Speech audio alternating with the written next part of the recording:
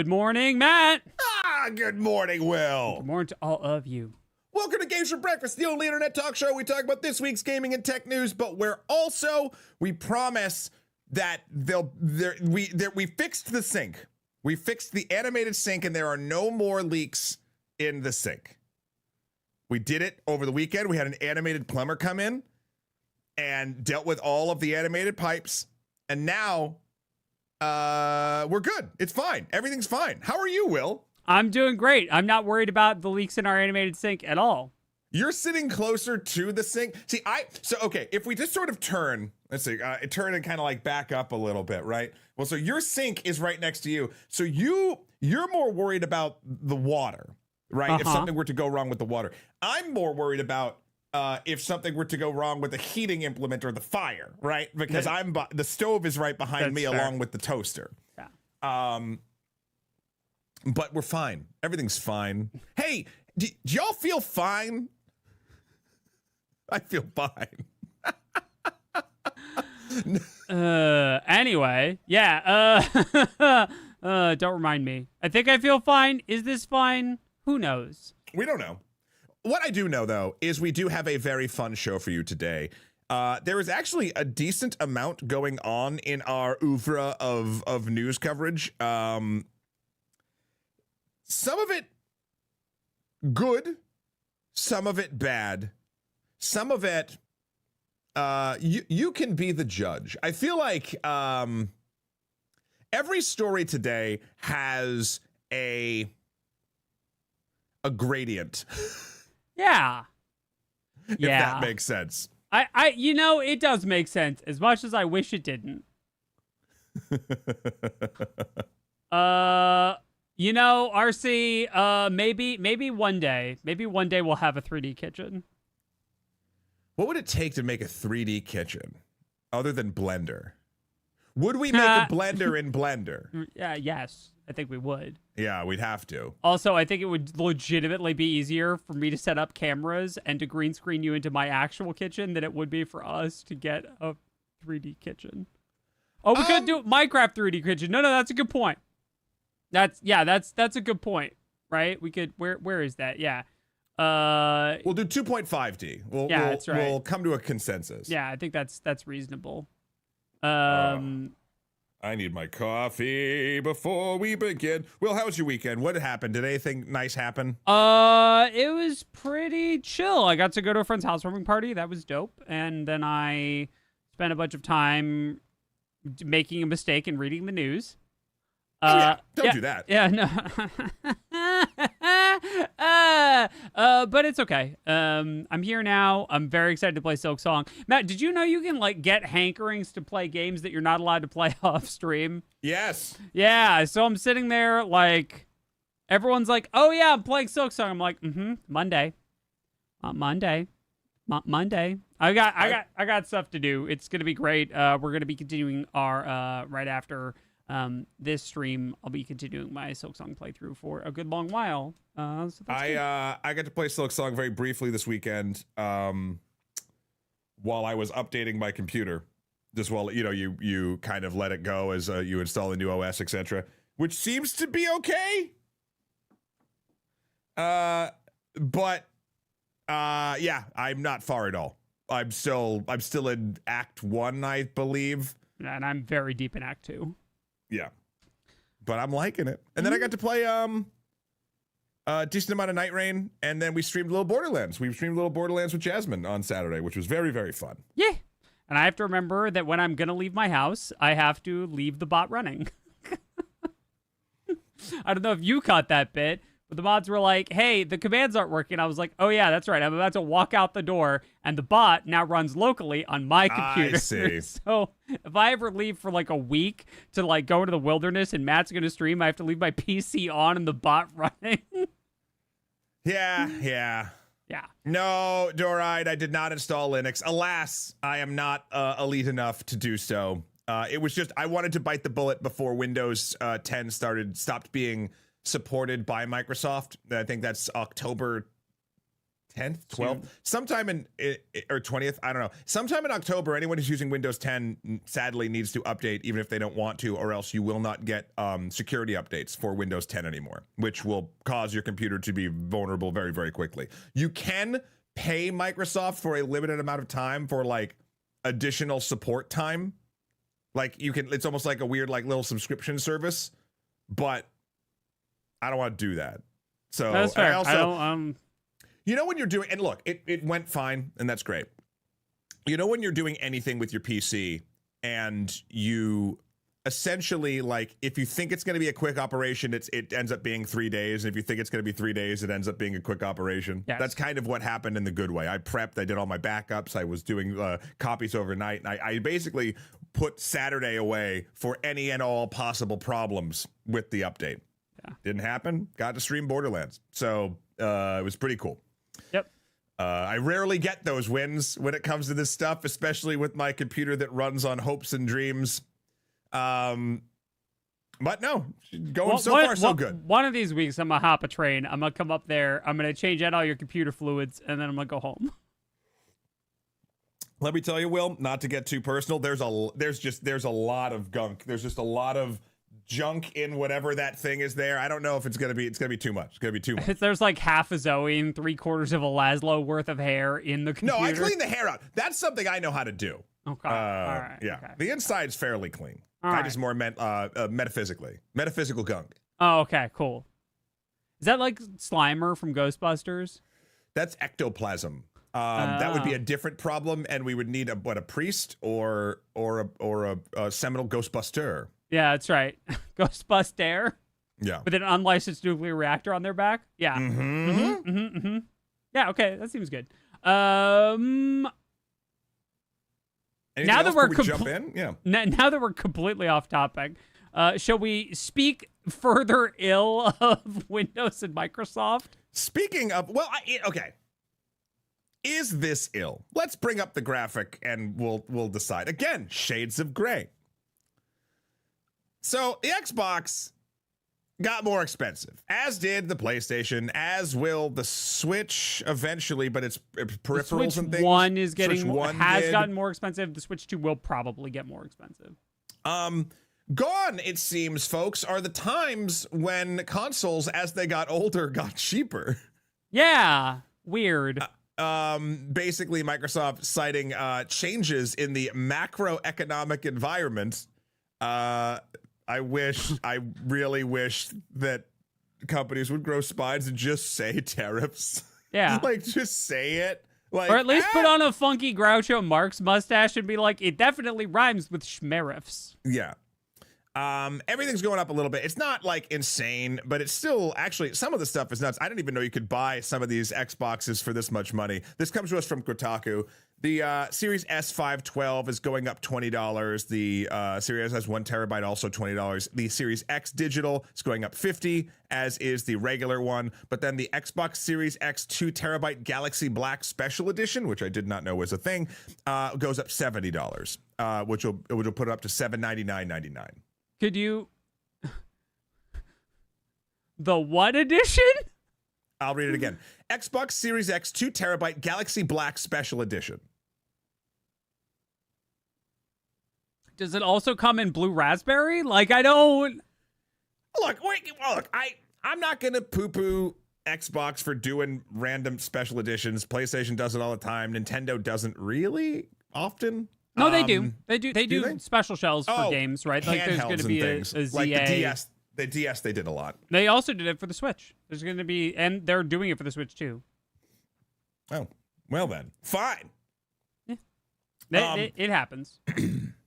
What do you got? I like this one. You can have any Xbox you want as long as it's expensive. Wow. Yeah. That's a good one.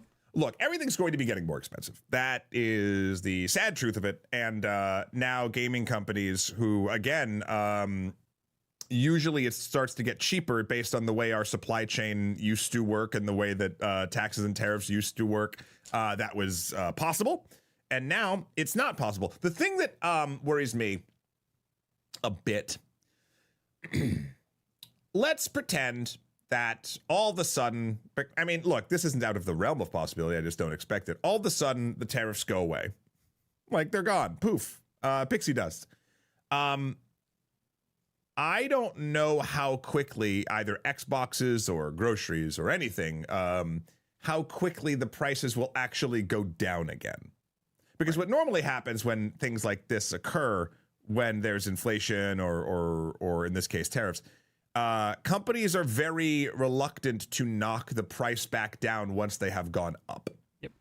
And I mean, this is kind of the other thing. Like, if these consoles with the price hikes are actually selling the same that they would normally, that also informs a company of like as to what to do here, which stinks.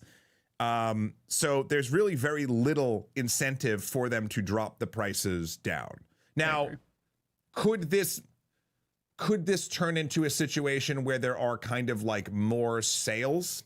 Do you know what I mean? Like, if Xbox or the PlayStation Store or something was like, oh, 3 days, the summer sale or whatever, and then the consoles drop like that. If they're already bumping up the price past the point where they have to like make it back due to different regulations across the planet, that's a possibility. But I don't really love that either. I'd rather just have the thing cost the amount. Yeah. Like, consoles very rarely go on sale, or at least they used to not. So yeah, and I don't. The other one that's really weird, and it makes sense that Xbox is the last to go. It's the one that has the hardest sell, I think. Like, again, with their whole, like, everything's an Xbox pitch, right? Mm-hmm. Like, your PC is also an Xbox, and your Steam Deck is kind of also an Xbox, so, like, why would you get an Xbox, right? Your phone's an Xbox, your smart TV's an Xbox. Right, there's a very narrow market Xbox. for Xboxes, right? So it doesn't make sense that it would be a thing that they could afford to increase the price on, because it's already not, like, the justification for having an Xbox is already the thinnest, right? Yeah. Yeah. Also, just full disclosure, I believe the price increase goes in effect on October 3rd, which means my guess is they will see a bump in sales before October 3rd as people try to get this thing without paying more money for the thing. Yep. That tends to be how these things work. Yep. What's Jamie doing? What do you do? They can't see you. Oh wait, is it floating? Is the Yeah, there it is. I just wanted to be very clear that Jamie was stealing my coffee. Okay. Is my toaster an Xbox? No, but your smart fridge might be. We'll get there. I think maybe my favorite story this week. For different definitions of the word favorite. Let's do a quick impromptu questionnaire for Brad and Janet here. Who amongst you, let's start this very quickly. Whom amongst thou owneth doth Xbox? One of the ones in the current generation. Yeah, that's a really great question. Yep, show of hands or hype. I would like to know. Do you own an Xbox? Because it will be a follow-up question no matter which way this question goes, and longtime viewers of the show will know how simple this exercise will get. One from YouTube. Nope. No. Used to, not now. Nope, not I yet. 360. 360, nice. Nice. Has it red ringed yet? Have you had to bake it? 360. I own one. It's rotting in the corner. Nope. Okay, cool. I love that so many people's last one was the 360. It's because it was arguably the last one that needed to be a console. Hold on. Wait. You know what I just like memory hold and then like reached into my brain and pulled out? What? I completely forgot that there was a console called the Xbox One. Yeah. Like, in my head, I ran it a couple times. Like, there's the Xbox 360, and then there's the Xbox Series S and X, right? Like, I was like, wait, no, there's one in the middle there. It. Wow. Yeah, the X Bone. Wow. Yeah, the X-Bone. Oh, X-Bone. That was a good name for it, at least. Yeah, like it wasn't. I think for a lot of us, right, by the time PCs started catching up to what consoles were delivering, right about the time that Steam reached prominence, the Xbox was kind of not as relevant anymore, especially because they were the ones who were the most honest about the fact that their console was just running Windows. Yeah. That's so weird. I don't even forget the Sega Saturn. And that feels like as long as you don't forget the Dreamcast. Forgettable.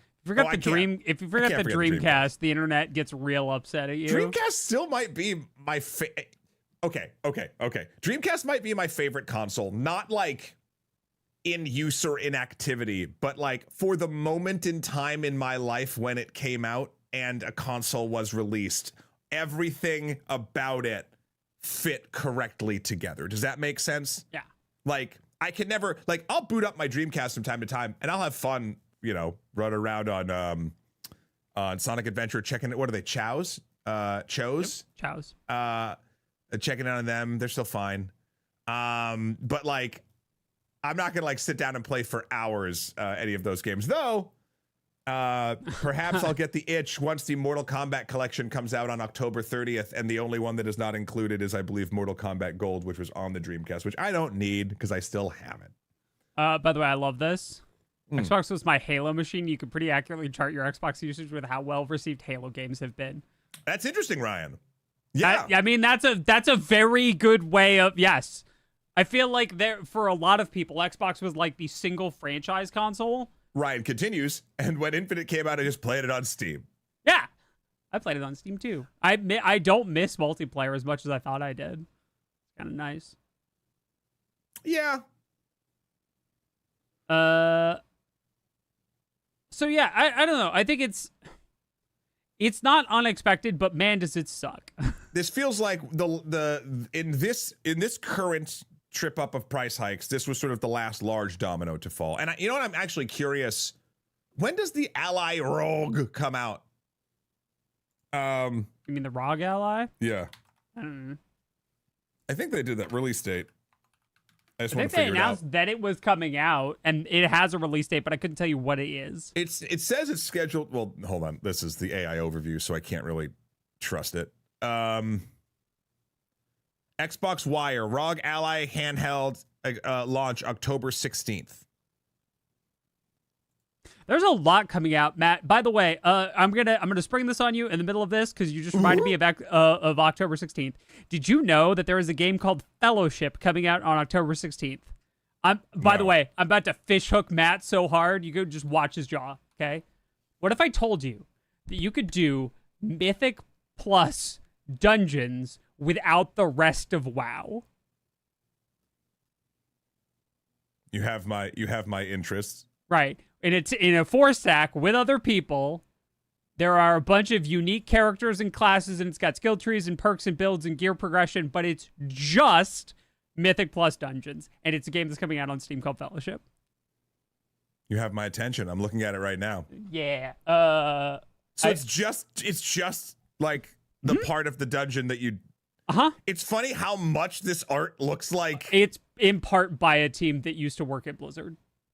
Like, parts of the team used to work for Blizzard, and it's just... Like, are we playing this day one? What's happening on that date? Hold on. No, I think we're definitely playing it. I think we're definitely going to try and find some other content creators and 4-stack it, but... Oh, that's Thursday! That is a Thursday, yeah. So we can totally do it. We could do it. Yeah, it'll be great. I'm just gonna put that in my calendar. Yeah. Anyway, sorry. I forgot that also came out on the 16th, and I'd been looking at it this weekend. Also, if we're talking about things that we're going to stream later, I know I just brought it up, but I will be going through, probably in chronological order, all the games of the Mortal Kombat collection on a very long stream on October 30th. If anyone is interested in coming over on Twitch and seeing that. That is my absolute jam. Yeah. Anyway, sorry, we're getting off topic. I mean, no, I feel like we've said most of our piece, I feel like, on the Xbox. Like, the price is going up. It's weird, and it makes sense it's the last one, and it stinks. But, like, also, I don't think, and I'm gonna put it this way: if you have the financial resources to build a PC, like the beginnings of a PC, it's probably financially responsible for you to do that rather than buy an Xbox right now, because the way that those are working, you can, when it stops being compatible with whatever operating system you're running, you can swap to Linux. When a specific component stops working, you can swap that out instead of getting a whole new one, right? And there's a much more robust lifetime for a PC than for a console, with console prices going up, I would say. But also here's the interesting part. So in spirit and in I feel like in 80% of application, I do agree with Sir William here. The only thing I will say is there is still value, sure, in my opinion, to consoles in general of essentially like not having to build it. Now, would I personally pick a Switch or a PlayStation over that? Yeah, because there's more exclusives there than on this box. But if you're a person that like is doing like the 4-quadrant gaming, like you get a FIFA and you get a Call of Duty, and you just want something to run the thing on your TV and call it a day, and you don't want to think about it, an Xbox is fine. Yeah. Like, in my opinion. Yeah. So this story is less about the Xbox being like too expensive to be valuable. I think that Microsoft has kind of messed with its value prop already. And we'll see when the ROG comes out to see if like the portability of an Xbox, like how that actually functions. Because we've talked about this forever. Will and I have been beating this drum forever. I believe James was even saying it forever ago. Like Xbox's new console, whatever it is, and this is sort of the holdover because it's an ally, it's the ROG, right? Like it's not exactly an Xbox, but they're gonna move into handhelds. Like they're gonna do it. That's the only way to go and still remain relevant. Well, yeah, because like again, there's a million other things that can run the thing that you want to run, whether it be through cloud gaming or otherwise. So, yeah, and by a million, I mean like 10 or 15. Yep. Anyway, oh, sorry, 4-quadrant. I might have misused that word, Darter.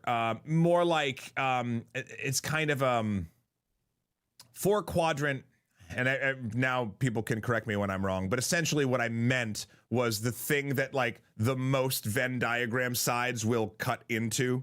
Like, I don't know what the 4 quadrants are for gaming. I use that phrase a lot in movies, like a 4-quadrant movie. Like Inside Out is a 4-quadrant movie. It hits adults, it hits kids, it hits families, and what was that? Dates in the 4th quadrant, like date. Maybe movies? It could be dates. Yeah, I don't remember exactly. It's one of those phrases. You ever use something so long where like you know the tone and tenor of what it's supposed to mean, but you don't remember where it started? Most jargon in the gaming space. Yeah. Yeah. Shall we onward? Let's onward. Onward to some interesting news. So, Vampire Masquerade Bloodlines 2. And sorry, I just looked this up. I know we just moved on. I was way off, and this makes way more sense in my head. 4-quadrant is a classic movie industry nonsense thing, which is basically male over 25, male under 25, female over 25, female under 25. Oh, okay. Oh, what a weird. Doesn't really fit with what I was saying, so rescinded. Yeah. Okay. So, resetting.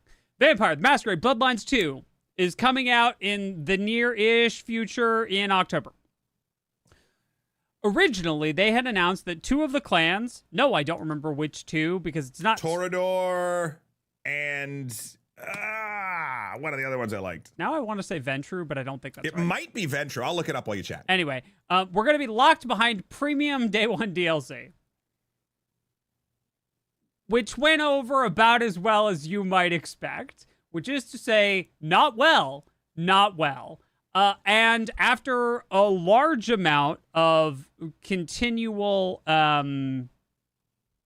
pushback, chatter, commentary, social media pressure, they have changed the DLC plan. So it's the studio has confirmed that they're walking back the plans to lock 2 clans behind a paywall, and they will be doing something else. They will be doing some additional story content and some, I believe, cosmetics instead. Like DLC should be. Yeah, right. Yeah. Going to be $30 originally, and not even the deluxe will secure the 2 missing clans. Right. It was going to be additional DLC even over the deluxe, and now they've walked that back, saying that like, oh yeah, which I feel like this all stems from not understanding what vampire clans are. Okay, no, to like okay. to the fan base, right? Because like it's not great, but it's also not unusual to imagine a world where a game releases and classes are locked behind a paywall, right? And there would be, I think, less pushback for a lot of that. So I think they're kind of treating, my guess is in other previous vampire games, clans have been treated as classes. Yeah. This feels like, and again, who the hell knows the internal studio logic or the publisher stuff that's going on in the background. This feels like something that the people who were involved in making this game and were involved in like actually understanding the game of Vampire the Masquerade would be like, absolutely not. And people that aren't, that maybe are more on the business side of things, which I think this story actually proves they might not be as tapped in as they might think. We're like, no, we can just add, because it's like extra stuff. You don't need 6, just take 4. Even though there's like, aren't there 12 or 13 clans? I feel like more have been added. It's been a minute. But my point is, this feels like a tone-deaf publisher move as opposed to sort of like something that was like, everyone's like, ooh, yes, we really do need to, like, sorry. And the reason I say that is day 1 DLC, as we talked about, was that last week? Yes. Last week, the week before? Yeah. Last week. Never feels good when it locks something like this behind it. Like, you could have skins, you could have extra stupid in-game currency, you could have, experience points boosters if you're feeling incredibly nasty. Pay more to play less of the game. But to lock like actual playable characters behind it there's no way that feels good, because that says, hey, like, we've all bought into the myth, I think I said this last time too, of like, the DLC, like, this is stuff that just isn't done yet in time for release. Yeah. And then they pay for it like 4 months down the line, 3 months down the line.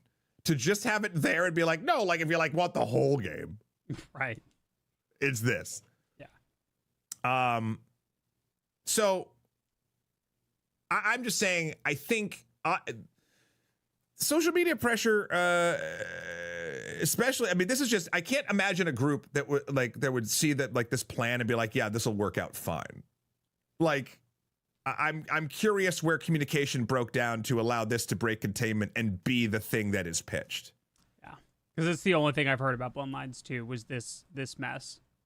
Right? I saw a panel a year, not this PAX West, but the year before, from the Chinese Room and Paradox, and it looked great.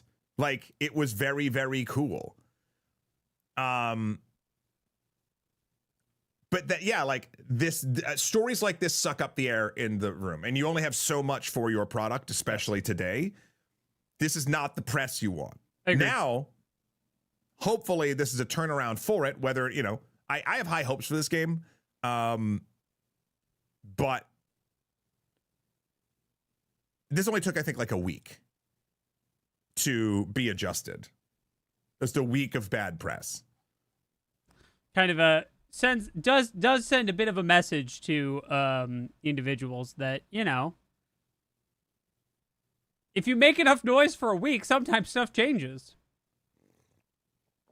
Apropos of nothing. Anyway, That was, I think, all I had on Bloodlines 2. Let me ask this question, because I feel like this is the fun thing for me with especially stories like this that are like, this happened, then this happened, right? Is more asking everybody who's watching their thoughts on a specific thing. Yeah. Has there ever been, and maybe I'm blacking out on this, has there ever been a day one DLC where you're like, absolutely, yes, and you're excited to do it? Like, maybe there is one. Like, I'm trying to see, like, what's the example that a studio would be using, being like, it worked great for Flixel Sticks, right? Like, where are they getting this idea, or are they trying to sneak more cookies out of the cookie jar before their parents get home? Like, is that, yeah, you know what I mean? I think I'm also going to encourage people, because I think this is my spot with this, excluding games that you're already so bought in that you can't see daylight. Hearthstone. Right, yeah, right. Or Magic for me, right? Like, you have a game, right, that you're like, yep, I'm super bought into everything this game is doing, and I have lost rational, like, evaluation. And that is a different animal, right, than being happy to participate in day one DLC. A couple people have said Javik from ME3. Was that day one? I'm trying to remember. I'm so sorry. Pre-order pet and WoW. Okay, that's a good one. Mm-hmm. Pre-order bonuses, even though I don't believe in pre-ordering, I'm fine with. That seems like a thing you're getting a value for the stuff. Javik was day one.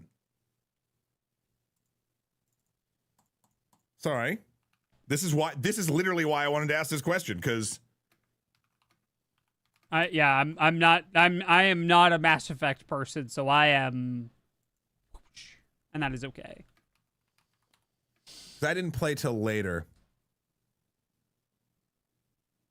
Yeah, I think that's another one, right? Like, this also presupposes that you're playing games that have day one DLC, right? Or that could have day one DLC, and a lot of the games that I play, like, don't, right?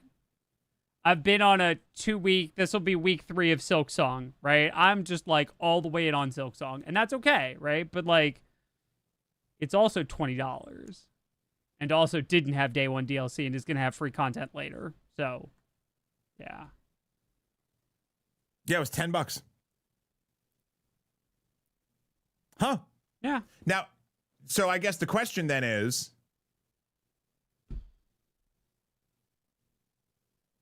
yeah, actually, Yogurt's saying the same thing. So I was going to say, like, is it fine? Like, was it fine? I imagine it wasn't fine. Yeah. Yeah, Yogurt, it's been a minute. It's been a minute since I've looked into Mass Effect stuff. Yeah. Because it was mega lore. Yeah. Okay. So again, I guess it's sort of more.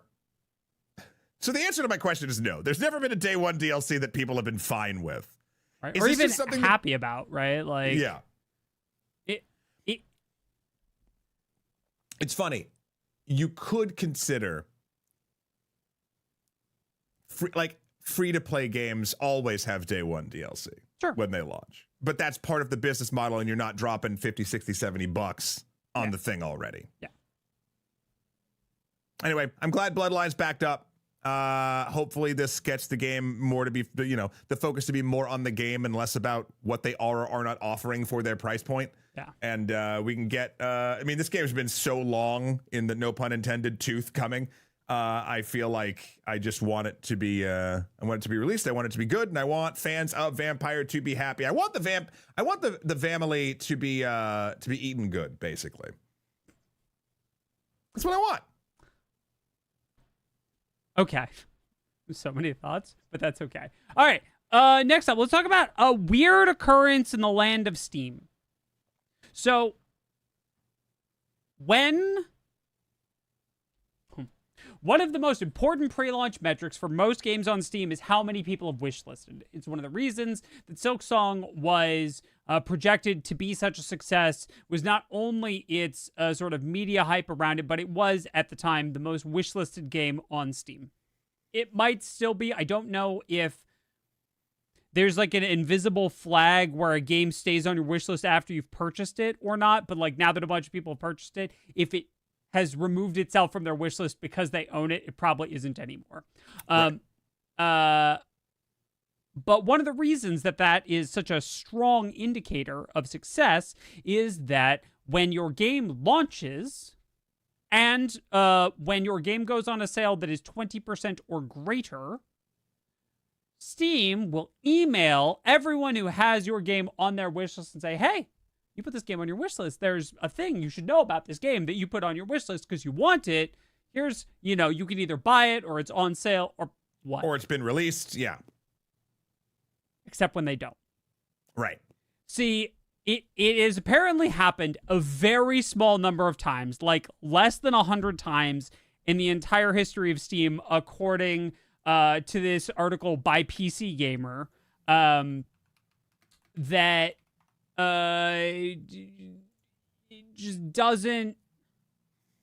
Sometimes it doesn't sell, or it doesn't email, which means that the game doesn't sell. So this game, which Matt has lovingly, I don't feel so good, Mr. Stark, is Planet Centauri, which is a 2D sandbox creature collection survival automation game. So basically, it looks like if Terraria and Jurassic Park had a baby with Factorio. Sure. And I know a bunch of you are going to want me to say it again, so I'll say it again. This game is called Planet Centauri, Centauri. And the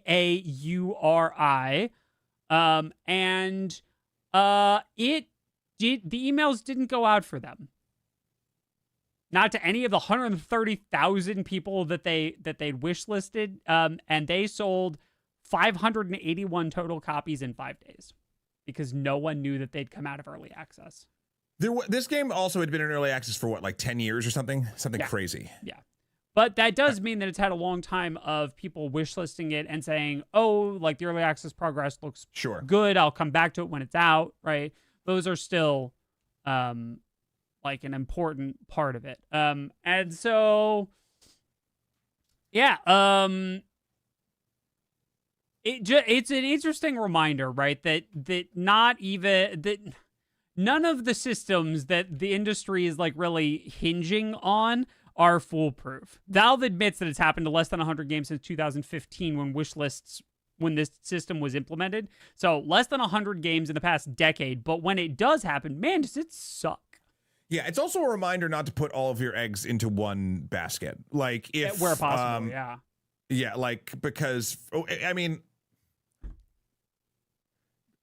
making anything and trying to advertise it and get it out in front of people is an insane task that only mad folks do, and we all try to do it and we fail miserably sometimes and we succeed, whatever. But like my point is, I don't know what other, especially for something that's been in okay, I don't know this whole story and I feel bad for these devs, but like if something's in early access for 10 years, that probably means the team is very small and that they don't have a ton of money and they're trying to get it out as quickly as they can, but they're running into some problems, be they financial or personnel or whatever, right?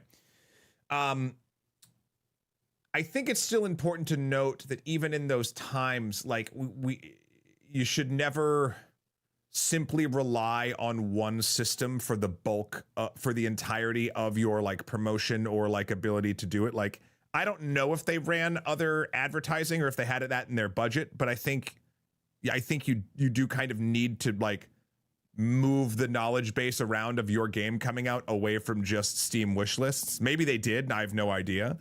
But like that's, to be perfectly honest, that's a reason why we're also on Nebula. That's another reason why we try to do things in different places as well, because if you just focus on one thing, if that one thing on the 0.01% time messes up, it can mess up your entire livelihood. Yeah. I guess Steam is offering to put them on a featured page for one of the sales or something to hopefully get it moving. Yes, is the daily deal. It's not the same, but yeah, it's definitely not the same. The daily deal is a big deal. It is on the front page of Steam. It is a thing that is often highly trafficked, but the devs have already said that the damage is done.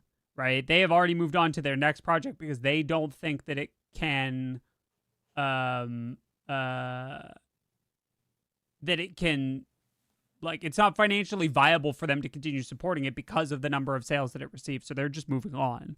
Right? Yeah. They have already declared, like, cool, great, can't do it, moving on. Right? And to their credit, like, that is a strong, I would say, point of the devs' credit. Great, the launch sucked. Okay, next game. New idea, new thing. What can we do? Right? They're making a roguelike in the same engine. Awesome. Different idea. Right? Yeah. I think it really, like, it definitely stinks, but my salutes to the devs for taking this approach.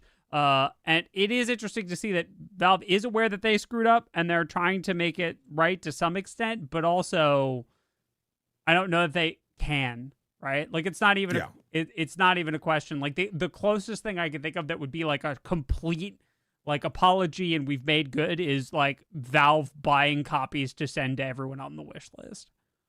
Right? Like, that I think is what the only, like, full blown like, apology that would actually, like, completely land and solve all of the problems. But they're not going to do that because that's, you know, probably $1 million. Maybe more than $1 million. We all know they couldn't handle that. It's just it's a stark and sad reminder to not rely on a single system from a single company, I think, is kind of the thing. It sucks, and I feel very, very bad for them. Hopefully, what they learned using this, building this engine for Planet Centauri, and then they can use it in their roguelite. Hopefully, that does much better for them. Yep. But agreed. if you want to check it out, it is called Planet Centauri. We have not played it. I do not know its status, but it's got a T-Rex. Yep. And that T-Rex. You know, that's enough for some people. Yeah. All right. Are we ready, Matt? I think so. What are we doing? What's the next one? Let me look at the show notes. Doop, doop, doop, doop, doop, doop, doop. Oh, yeah. So Borderlands. So Borderlands had maybe not the greatest PC launch. Some PCs can play it fine. Some PCs can't play it at all. There's a bunch of chatter about it. I will, in defense of Borderlands, that is in part why Steam refunds exist. If you want to try it and see if your PC is one of the PCs that can play the game without, you know, crashing horribly and blue screening on launch and blah, blah, blah, blah, blah, blah, blah, blah, you can do that. You can purchase the game and then give it a shot. And if it doesn't run, you can refund it. And that is an option that you possess. I make no claims of knowing anything about any part of the game other than the technical stuff, because I haven't played any of it, because the more I've thought about it, the more I realize it's just not in my wheelhouse right now, and that's okay. Yeah. We streamed it. Jasmine and I streamed it this weekend. I've played it twice now. I'm very much enjoying it. It happens to run on my PC. I turned it down, Will, just for the tech specs. I turned it down to 2K while we streamed just to do fine. There was one moment where it hiccuped and framed, but it didn't crash. But still, out of 4 or 5 hours of both recording, streaming, and playing on one PC, I felt like that was a decent trade-off. And it runs fine in 4K when I'm not streaming. It's fun. I want to say some nice things about the game, because I think the devs really did do a lot. Did a lot right in, like, quality of life improvements, etc. You don't have to go to a certain place to change your character customization. You can upgrade your the amount of ammo and backpack slots in just your menu, not at a place at a specific machine. Yeah, that's big improvement. The side quests in the open world reward those points to do that. Oh, that's nice. Yeah. The traversal is just fun. Like, it's funny because you get both, like, a glide ability and a grappling hook, and you get your vehicle, right? You don't have to go to a catch a ride either. You can just summon your vehicle. Oh, that's very nice. So, but, like, the world seems very well crafted, and legitimately, traversal is one of my favorite parts. Please don't let me go. I'm not going this hard on it, but the closest allegory or analogy, one of those two A words that I can put it to, is like a fourth of how amazing it felt in Spider-Man 2 on the PS2 to swing through New York. Like like at first I was like, open world Borderlands, okay, like it, other than the load screens, it was always kind of a slog to get anywhere anyway, and I was like, is this gonna be the thing? It feels fun, and you run into a bunch of weird stuff, and if you're playing with friends, it's great. The writing is more serious in a weird way to say, like the main plot, the villain feels like there's some weight behind it, which is nice. But we were talking about a bit of experiential dissonance with what the game is doing and how the game's script is presented to the players.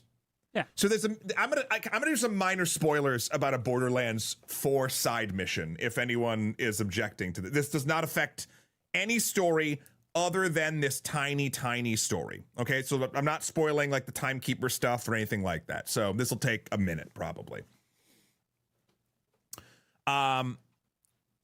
Essentially, there's a side mission where you have to go help someone named Gigi. And you find out that Gigi is in fact a computer core in a missile that has landed in a town that never exploded. And she wants her, and the meta joke in this entire quest line of like finding the pieces to rebuild the rocket is she's never been able to find her true purpose.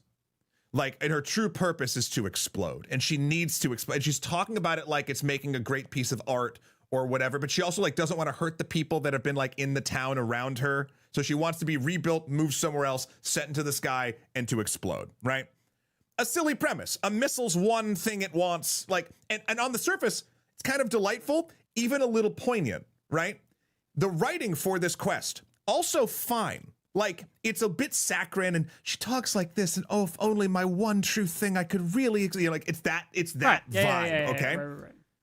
But the problem comes in when it's the same joke that is soft, it's a soft joke like that, that's beating the dead horse through like 5 mini missions of finding pieces while you and your friends are like running around joking in real chat, like blocking some of the stuff. Like the vibe of what you playing that game in multiplayer versus what that mission is supposed to be turns something that could be silly, funny, and a bit meaningful into a thing where we were all like, we kept thinking the mission was complete. And Gigi kept talking, and we're just like, shut the hell up. Like the implementation of the script in the way the game is played made you dislike it. Yeah. And I think there's a balancing act there that they haven't quite landed on. Like, I feel like in Borderlands 3, for all of its issues, you could actively ignore the plot because the writing wasn't great, and you'd still just roll through it. Here, the writing's just good enough where you kind of want to pay attention, but the game and the actual actions you take in the game are actively pushing you away from paying attention. Yeah. So, again, Borderlands 4 seems very, very fun. It is not a perfect game. I am looking forward to playing it more, but there are great quality of life improvements and also moments where there's just dissonance of, I feel like, what experience they want you to have versus they expect you to have versus what you will have. Does that make enough sense? Yep. Okay, great. That's my mini Borderlands 4 review in general for a system that it is working on. Correct. And unfortunately, the list of systems that it is working on is dwindling because it turns out that Borderlands 4 has a memory leak on console. So if you've been playing Borderlands 4 on a console for a bit and you're like, wow, this feels like it's playing way worse than it was when I started, that's correct, it is. Yeah. Now,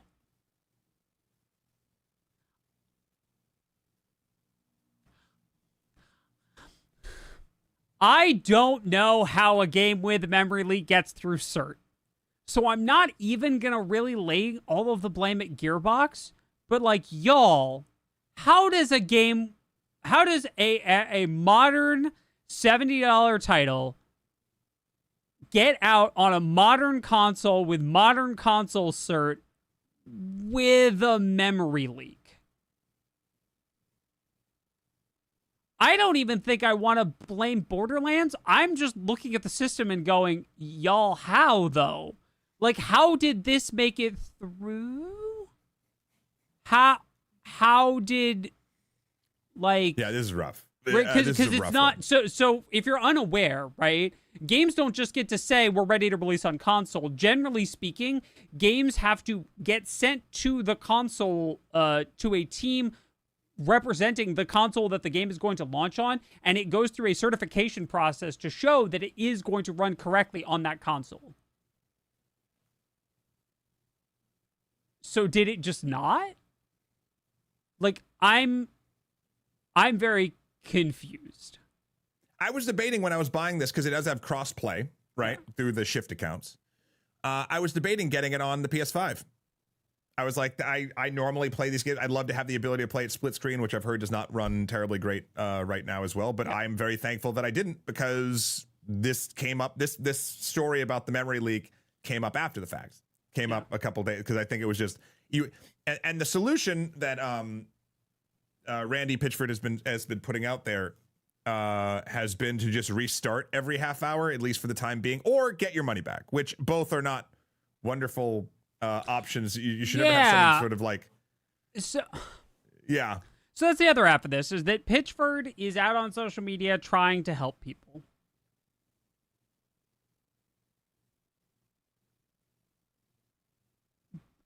And I want to give him full credit for trying to be a person with a social media presence to help people fix the game. But that's not his job, and the way that he's doing it is being magnified in a way I don't think he intends. Yeah, I want to attack this from the best possible place of the CEO of this company wanting the most amount of people to have this game work for them. Right. And to keep them as happy as they can. Whether or not that's true, like whatever, that's the vector that I want to hit the bit of this story with. Look, they're in a much larger space than, we are. And that means the pressure is obviously way higher. But even in our little corner of the internet, Will, myself, the team, like, we can kind of see the ebb and the flow of what the current zeitgeist is doing. And we don't always get it right. By God, we don't. But there are ways that you talk about things that are either not optimal for you, or something that went wrong, or, this, that, and the other thing that, like, that take the temperature down, as opposed to knowing, even if you totally mean the best, that the zeitgeist piranhas will just ratchet up to 1,000%. Right. And then any doubling down or tripling down or quadrupling down on that, I'll even back it up. Something we've learned on YouTube. This is not even a social media thing or an interacting with a community thing. This is a general reach thing. Mm-hmm.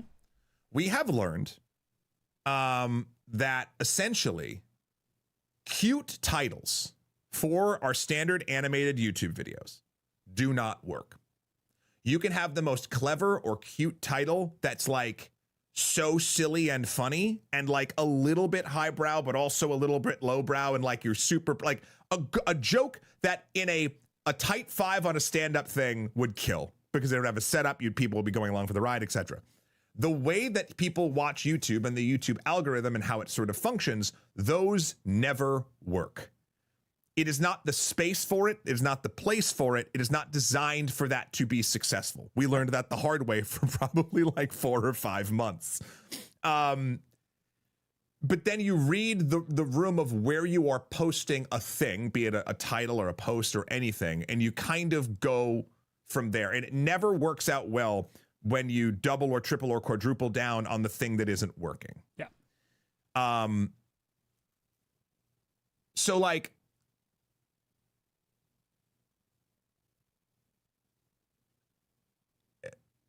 it's just I wish I wish the space was a different place. But like saying I think the quote that like actually got me where I was like, no, please don't talk like this. No, was the you don't put what was it? You don't put a monster truck engine in a Ferrari or something. I don't remember what was it was some quote about car engines and like putting it into a thing and expect it to run. And I'm like, that's too cute. Like that's not like I get where you're going, but that's not showing enough empathy for the people that spent the $70 or whatever and it's not working. Like it's hard. And I'm not trying to defend it. I'm just trying to put on what I hope is that all of this stuff is coming from a place of them really wanting this game to run for people, both for I truly think it's more than just for a financial reason. Yeah. Like, don't get me wrong. It's a company. The financials are tied in. Absolutely. But if it was just financials, I don't think that Randy would even be saying anything. Because look at all the games that launch like garbage and the CEO doesn't go on and granted put their foot in their mouth, but like try in a backwards way to help people through it. Does that make sense? Right. Yeah. Like, okay. So I want to take this out of the context of Randy Pitchford, right? Imagine for a moment that Randy Pitchford hadn't said this. Yeah. Okay? That it was someone else for a different game that launched poorly, right?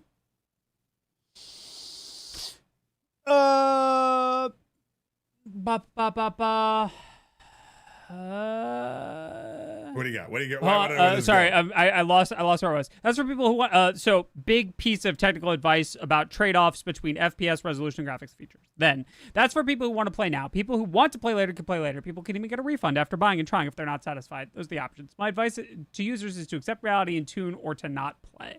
So up until the end there, it's like, okay.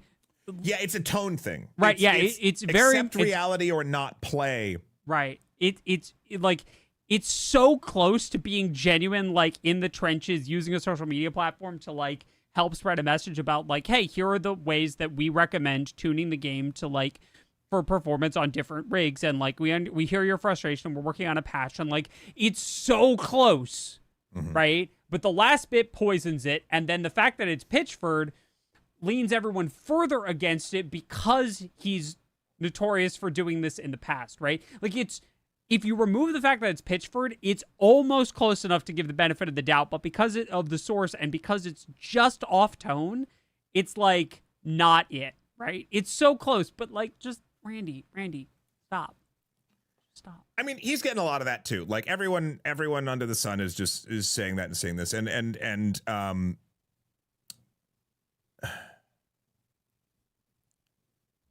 yeah, it's just it's tone. Whenever a public-facing person comes off as flippant or dismissive, even if they don't mean to be, right, in the zeitgeist that we are living in, it will not go well.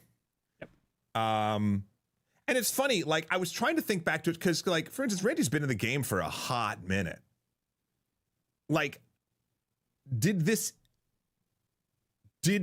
ever work? Like, was this seen, like, back in the day, would this have been seen as just, like, silly and transparency kind of thing? But because we've ratcheted it up. Right. It's difficult to say. Like, is it like oh, Randy, right? Like, I don't. There's also, and it's funny because, again, when there was another thing I saw about, like, the percentage of people actually having problems. And I think that even came from a good place because he was using internal data to try to figure out how many people are actually having the problem because he saw things spiraling, etc., whatever. But like, it's almost when that might have also started as the most goodwill version of this, but even in this space, the goodwill version of this, once the snowball is already rolling down the hill, isn't gonna stop rolling down. Like, no amount of data or logic is going to help this situation. Yeah. Which sucks. Yep. and many people smarter than us have even pointed out, like, you know, just saying like, we're sorry, we're working on it. You know, we hope that it's going to be taken care of soon. We'll give updates when we can. Yeah. And then helping, like, in the meantime, myself and the tech support team have ideas on how we might be able to make it work. Or if you're still unhappy, we'd regret to see you go, but get a refund until possibly we get it. But like, there's different, like, you could write this slightly differently and it would be fine. Yeah, right. It's literally just. It feels like it's someone who's too many steps removed from the help desk answering the help desk line.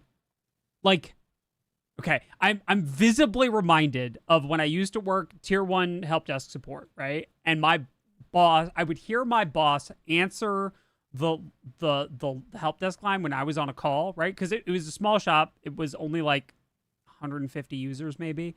Right. So like I was usually the only one that we needed for the help desk, but sometimes the phone would ring when I was on a call and I would hear him answer the phone and it never went well because that wasn't he wasn't in the right mindset to be doing help desk work. It reads exactly like that to me, of like someone who thinks that because they're in charge, they know how to help people with all of their problems, but like is not the person who should be helping people with their problems. It even goes beyond whether or not they can or they are the like it goes to a point of like a person who is a CEO or tier 2, tier 3 or whatever has different internal, possibly subconscious priorities than a person who is there to work the ground and try to get something moving on a starter level. Yeah. And I think that can turn, especially the vitriol that these first level people get that they should not get, mind you, but I'm sure they get hit with on the daily, on the minutely, turning that vitriol back because if you are a tier 2, tier 3, or if you're a CEO or whatever, you're in a position of power where if someone hits you with something really like harsh, you internally already feel like you have the power to be like, no, fuck that. Like, you know, like, and kind of like, do you know what I mean? Yeah, like it's a disconnect. Yeah. Anyway, I don't want to harp on it. Everyone's already harping on it. I hope that there's some sort of learning here because again, I want to be very clear. I think Borderlands 4 is my favorite one since 2. I have not completed it, so I cannot say entirely. I'm very much enjoying it. I want more people to enjoy it. I don't want messages from people, you know, at Gearbox, Randy or whomever, like, again, trying, I do believe, to do well. I don't want those messages to push people away from what I do consider a good game. What I want is for them to take the time, figure out the memory leak. Oh my God. Get that moving so the consoles can actually work, make it run more stably on PC, which I know they've already done a patch. I want more people to be able to play this game because I think it has value. Yeah. And I don't want people to be soured by it from people, from the calls that's coming from inside the house. Yeah. Yep. I don't know. I just hope that there's a lesson here that is learned. What I didn't want this segment to be was a dog pile. No. Does that make sense? Yeah. I think we've accomplished not dog pile. Yeah.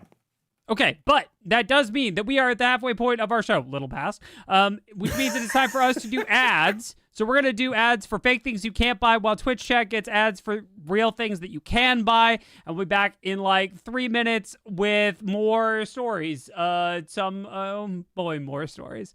Matt, you get to go first. Oh, God, I have to. Okay. Let me see.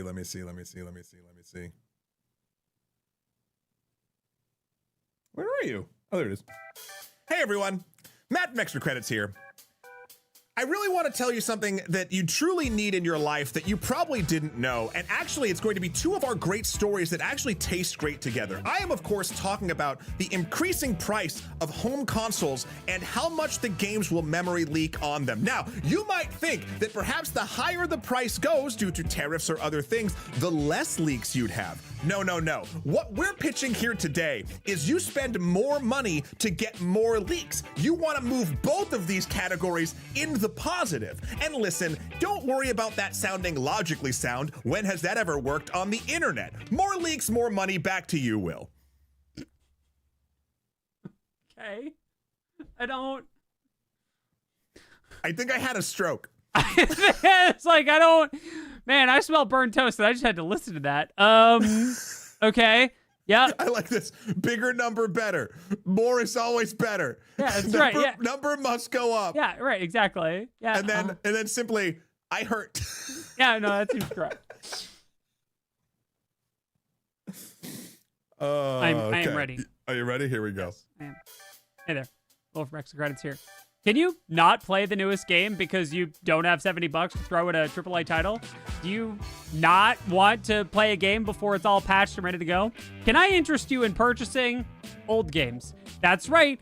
Or playing old games in your backlog. That's right. Every time we do one of these, I'm reminded that my backlog is entirely too big. That's right. There's all kinds of games that you don't have to spend any money on because you've already spent the money thanks to you in the past. So you're borrowing money from you in the past to play games now. So just play the games that you already have, right? And then by the time you're done with those, then the game will be cheaper and probably fixed. So just go play games that you've already got. That was good. That was more succinct than mine. I'm debating if I want to try another swing. I don't think it's gonna work. But sometimes you just hit the button and you pray. Hey everybody, Matt from Extra Credits here. Do you have a bunch of old games in your Steam catalog that you want to play because the newest games have memory leaks so you don't want to spend the $70, much like Will said, and you don't want to do Matt's other patented thing of buying a console for more money that has more leaks? Well, then you better watch out, because what if your Steam account has leaks? What if all those games are dripping out of your Steam account and you can't catch them? You got to get a bucket, you got to get your hat, you got to do all these things to catch all the games, so you better play them quick, or at least for the low price of however much Steam charges you to actually tell you that something wishlisted actually is released. You can actually patch that hole today. I think I liked your first swing better. Yeah, me too. Listen, they can't all be winners. No, I can't. It's okay. There's a reason you can't buy any of the things in this section. That's true. That's real. Yeah. My goal for that was to see if I could keep talking. I like this one. It's good. There we go. Yeah, it's good. My goal was just to see if I could complete it. No, that's fair. Not well. That's fair. No, that's valid. Yeah, it's 100% valid. Cool. Our video games are fluid. We should ask Jeff. That's right. Yes, there is a new Tron movie coming out, RC Fox, although it will probably be terribly grossing. Fun fact, with the new Tron Ares film, there's not one, but two reasons to boycott it. You can figure out which those are. Yeah. I'll tell you what they're not. The Nine Inch Nails soundtrack, which I'm sure slaps. Yeah. But you can get that separately. Yeah. Okay, cool, great. We're back from ads. I like Artemis here just with the popcorn. I have no idea what's happening anymore. No, that's fair. This is definitely one of our more, episodes, and that's okay. That's okay. Yeah. All right. Let's move on to our next discussion. Hey, it's our thumbnail from last week. Yeah. So we've got a small update. So the Nintendo patent has made it into court. And as we talked about with the patent, one of the things that Nintendo was in jeopardy of was the idea that anyone would have done a thing that the patent covered before. Now, oftentimes, patents are, and I talked a bit about Jeff with this, who's got some experience in the field, patents are incredibly, unspeakably narrow. That it makes it very difficult to cover exactly what the patent is going over unless you're doing exactly that thing. But the team at Pal World have found some examples of what they believe is prior art, forcing Nintendo to make the following claim in court: that mods for games don't count as prior art. That's so stupid I can't see straight anymore. So their claim is that mods aren't real games and aren't art and aren't legally admissible as prior art, even though all that's required for a patent to have prior art is that someone did that thing before you did. Like, the bar for prior art is not particularly high, I would say. right? You literally just need an example of someone doing the thing before you filed the patent. It's not particularly high. I believe the thing that everyone's quoting here too is a Dark Souls 3 mod for Pal World. No, so the Pal World team is referencing a Dark Souls 3 mod. Oh, it's referencing a Dark Souls 3 mod. That's where I was getting confused in these stories. We have all the stories in the in the show notes from both IGN, from Games Radar, and from PC Gamer. Yep. It's a lot to sort of like digest as this story goes on. I will say this. We were so interested in the discussion last week that I asked Jeff if he knew of any lawyerly folk that specifically focus in patent law, and he do. And there is a chance, I don't want to promise this yet, but there is a chance that we're going to be doing a full animated extra credits episode on this with someone who is deep in the weeds of actual patent law. Which I would be so excited to do. The problem with something like this is obviously how long it takes, but this is a big enough thing. I feel like this is a story that's going to continue on for months, going back and forth, and whether or not something happens with court cases, etc. Yes. That hopefully the core information of how the system works, why this got through when lots of people say it shouldn't have, and the slow additions of these sort of stories, like mods not being prior art. Hopefully they all kind of play into what that script can be, and we eventually make a 15-minute actual succinct thing that can explain a lot of this complex, convoluted stuff to people in the game space. Like, it's the stuff that EC is really great at. It's the reason why even before I was here, Will was here, anybody, that we were excited about extra credits. So I was glad that we found at least a resource to start that conversation, and I'm hoping that we can get that episode out by the end of the year. Yeah. So there is a bit of confusion, and I do want to iron that out. So there are two different patents at play here. One of them is a Japanese patent, and that one is something I know nothing about. Okay, yeah, I'll be let's totally not honest. pretend that we know what the hell. Yeah, we are not patent lawyers, and we're definitely not Japanese patent lawyers. Definitely not. I checked. Right, yeah. We looked in our big bin of fake scientist glasses, and none of them said Japanese patent lawyer scientist. Yeah. None of them. So the big thing is that this is also relates to a simultaneous patent that the Nintendo filed in the United States. And that one is much more precarious and we're going to see how this multifaceted international patent lawsuit thing shakes out, but at a minimum, if their legal argument is at all the same when they go to try the American patent, because it will be tested immediately, my hope is that this doesn't hold up, right? Because it does create sort of a weird precedent that I'm not a huge fan of. Mods are already on shaky ground in terms of copyright law, which is to say they don't really have copyright because they're all derivative works of things that are usually copywritten, unless the copyright holder for the original game gives modders specific rights and permissions in some kind of EULA. But I'm not keen on the idea that a modder can make a thing and then a company can say, hey, we patent that and your thing doesn't count as prior art because it's a mod. That would be like the worst case scenario. It just doesn't make any sense because then we're getting okay, what is art then, Grandpa? Like it gets weird. Yep.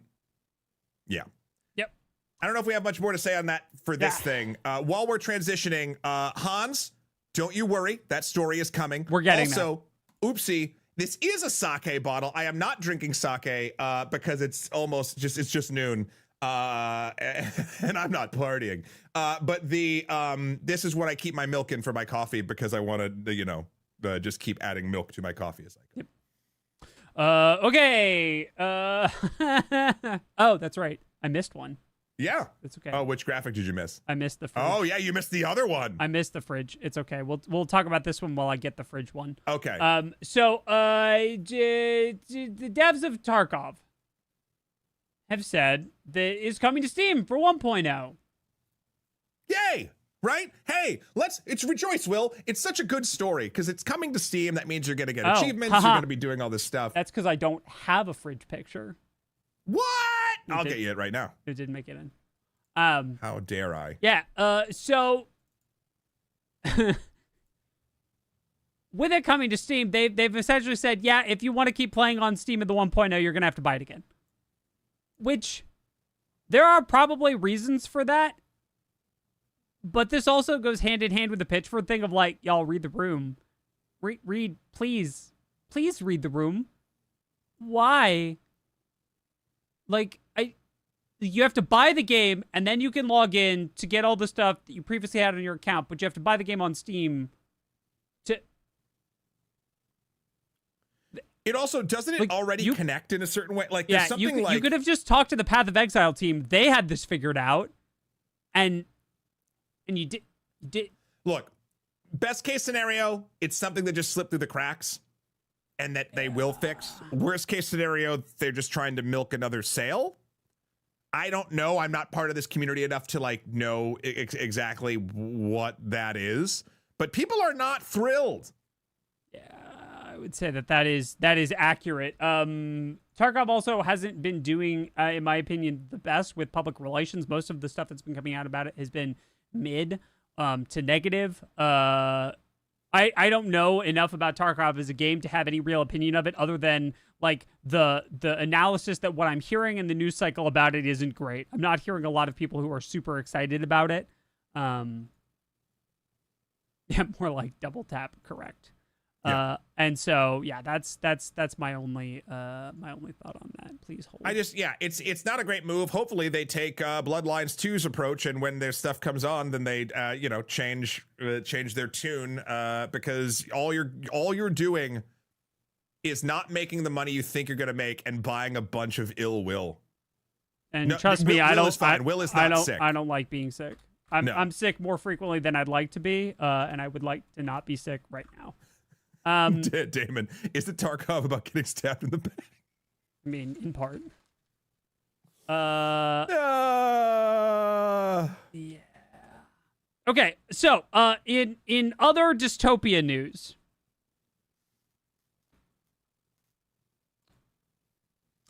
so Samsung has announced that if you paid like $1,800 for a smart fridge, that one of the things that Samsung is going to start doing... limitedly, of course, just to start, just to see, just to find out. Just a little bit, is showing ads on your fridge in your kitchen. That's the story. That's it. That. I don't...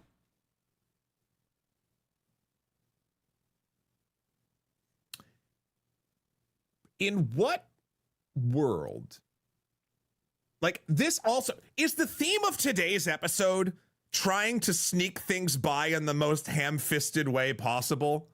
Like, I know that there are articles, we have them linked in the show notes, about literally this, about Samsung sort of announcing that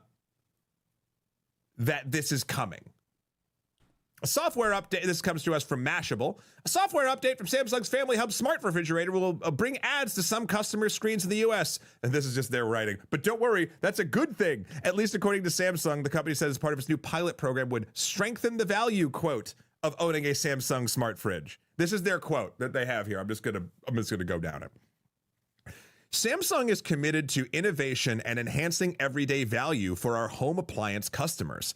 As part of our ongoing efforts to strengthen that value, we are conducting a pilot program to offer promotions and curated advertisements on certain Samsung Family Hub refrigerator models in the US market. So they're adding value, Will. It's what they're doing. Do you see? Do you see the value? I can now see the "Where's the Beef" lady on my fridge whenever I'm out of beef in the fridge. I think we're using the word value differently. No, do you remember the ads, Will? Do you remember the fake ads that we did? I remember. Number go up. More things fridge do, better fridge. Yes? Yes. I shouldn't put a question mark on the yes. It's yes. right? No. Fridge used to not do thing. Now fridge do thing. Yes. No, but No? that's like saying if Fridge became part of Skynet, that one more thing that Fridge do, that good. No, wrong. Skynet do thing too. Skynet Fridge missile want to just explode. Want to blow up. Indiana Jones, get in Fridge. Protected from nuke. Protect from nuke. Yeah. Aliens real. Yes? Yeah. Yes. I keep putting the question mark on yes. Ah. Is it because this ads on refrigerators is pure bullshit? Is that why I'm doing it? Yeah. So the reason, by the way, this is only in the U.S. is that yeah. anywhere else with any kind of decent consumer protection laws, there's an immediate lawsuit. Right? There's an immediate consumer protection lawsuit because they have fundamentally changed the functionality of the device after the point of purchase. It was not purchased with advertisements, and you have added advertisements to it, thus fundamentally changing it's a very easy lawsuit anywhere that has decent consumer protection laws, but we don't have those here in the U.S. Averdal, the fancy coffee machine at my work randomly runs Lowe's ads on its touchscreen. Yeah. Yuck. Like it feels like the gas station, right? Where like you pump, you're trying to pump your gas, and they're like, "Here's an advertisement," GFTV. and you're like, "I just wanted to enjoy the fresh air while I pump my gas." The fresh gasoline air. The station near me. I'm not judging, Will. I'm not judging. Listen. I don't know what places you go to, but where I go to, I can like.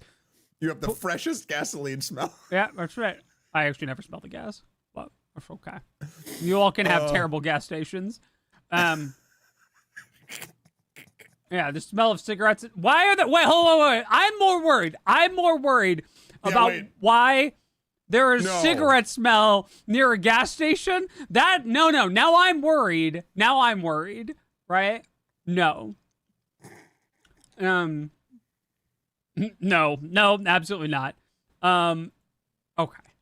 No, like I'm not. I literally don't smell the gasoline. It's just nice to be outside. It's nice to smell gasoline sometimes. That's totally it. It's not. We're kidding. It's a joke. I know it's a joke, and part of in order to keep a joke going, I'm obligated to engage with the joke. Otherwise, the joke just dies. Matt, you have to water the joke. Writing. Okay. So back to the smart fridge, though.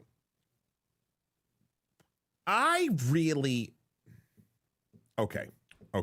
So let's go back to Averdal's example of the fancy coffee machine at work doing advertisements. So that is in a secondary location than your home.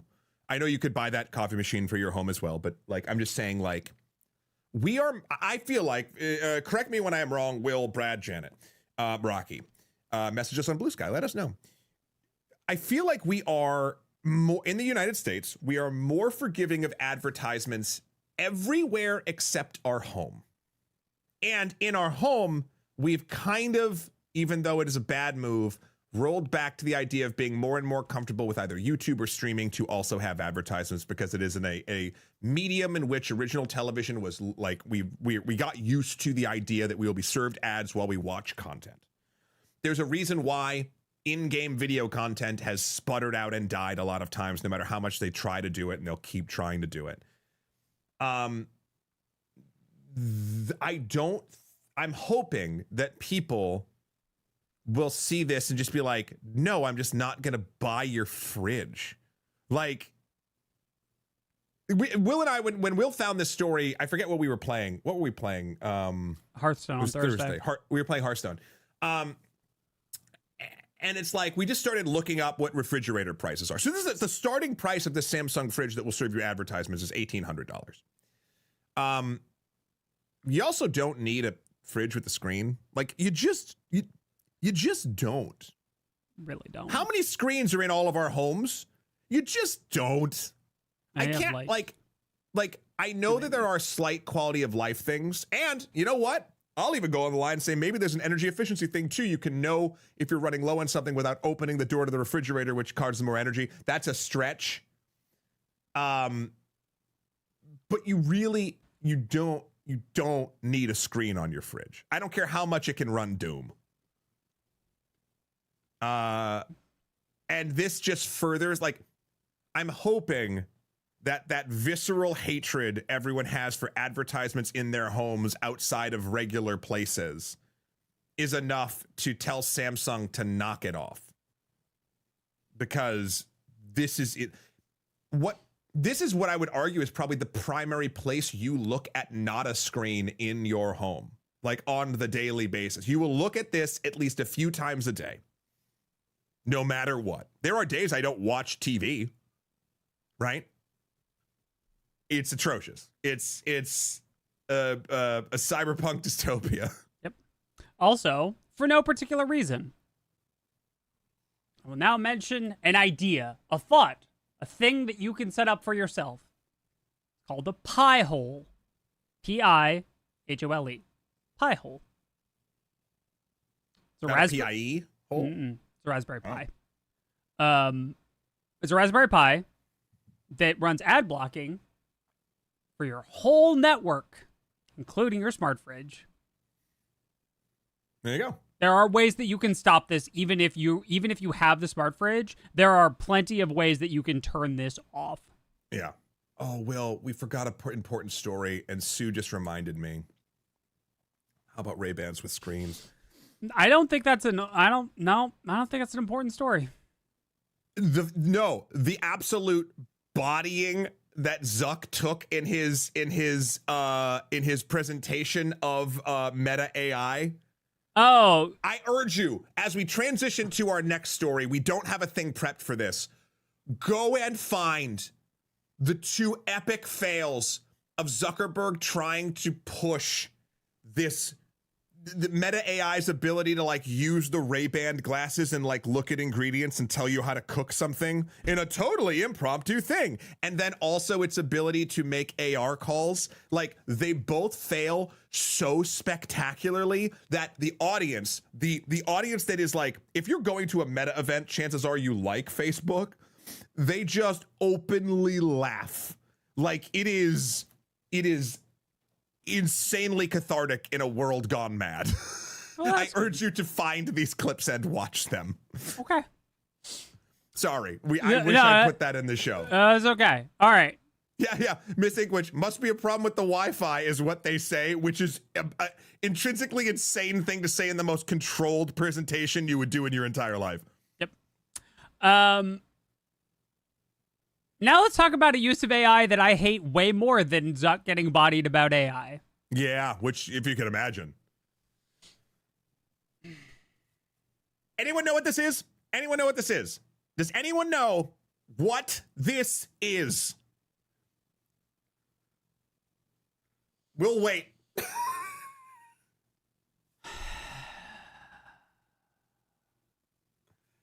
Yes, and I hate it. Yep. No, I'm with Jimmy. Yeah. Oh no, these are all good. These are all really good. I like this one. The End of the World as We Know It, and I also like A Crime Against Humanity. It's good.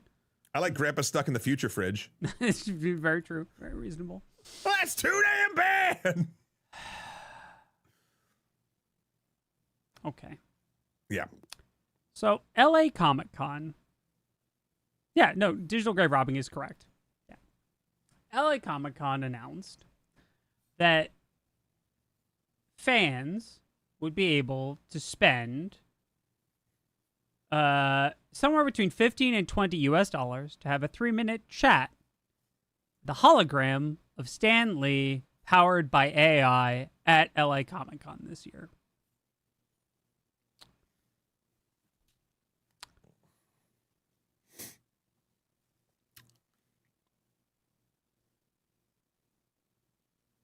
I have so many complicated feelings about this, most of them negative.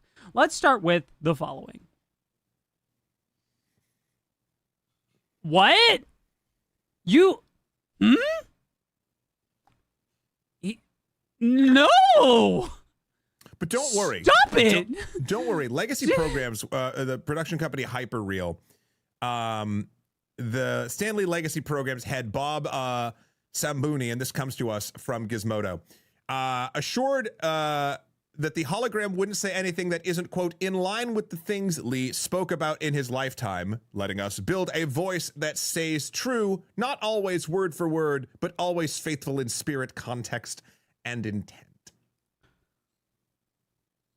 No. So, do you remember how long it took Fortnite kiddies to break Darth Vader in Fortnite?